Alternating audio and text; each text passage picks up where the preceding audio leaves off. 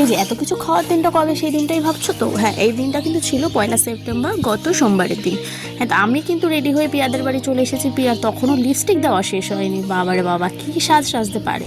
যাই হোক, তারপরে দুজনে ঢং করতে করতে কিন্তু চলে গেছি সুবিধার বাড়ি। আর সুবিধার বাড়ি গিয়েই কিন্তু সুবিধা আমাদেরকে নিজের হাতে এই যে এই মকটেলটা বানিয়ে দিয়েছে। খেতে কিন্তু দারুণ হয়েছে, ঠান্ডা ঠান্ডা মকটেল এরকম গরমের সময়। তারপর আর কি, সুবিধার পুচকিটাকে নিয়ে আমরা একটু খেলা করে নিচ্ছিলাম। ও তো পিয়ার উপর রেগে যাচ্ছে, ওকে পিয়া ডিস্টার্ব করছে বলে।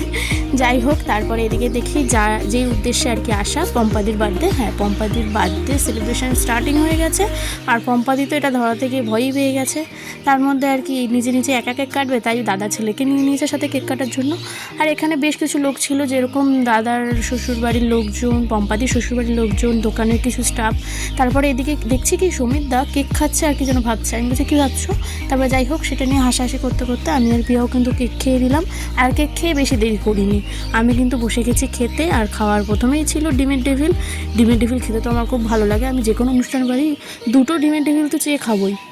ওরা আর কি ডিমের টেবিলটা শেষ করতে করতেই চলে এসেছিলো কিন্তু ফ্রাইড রাইস আর চিলি চিকেন। আচ্ছা, ফ্রাইড রাইসের সাথে চিলি চিকেন ভালো লাগে নাকি ফ্রাইড রাইসের সাথে চিকেন কষা, কোন কম্বোটা বেশি ভালো লাগে অবশ্যই কিন্তু জানি। আমার কিন্তু চিলি চিকেনটাই বেশি ভালো লাগে। খাওয়াটা শেষ করার আগেই দেখছি এত বৃষ্টি হচ্ছে যে তাড়াতাড়ি করে খেয়ে কিন্তু এই বৃষ্টির মধ্যেই বেরিয়ে গেছি। আর সূর্যটা কিন্তু আমাকে বাড়ি দিয়ে আসতে যাচ্ছে। রাস্তায় দেখি এত বিদ্যুৎ চমকাচ্ছে যে পুরো সারা আকাশে আলো হয়ে যাচ্ছে।